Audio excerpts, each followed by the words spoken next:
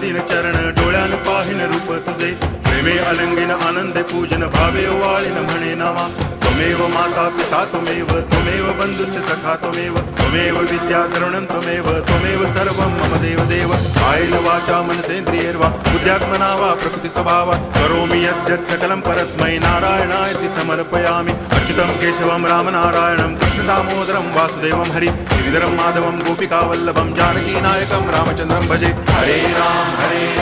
Ram Ram Hare Hare Hare Krishna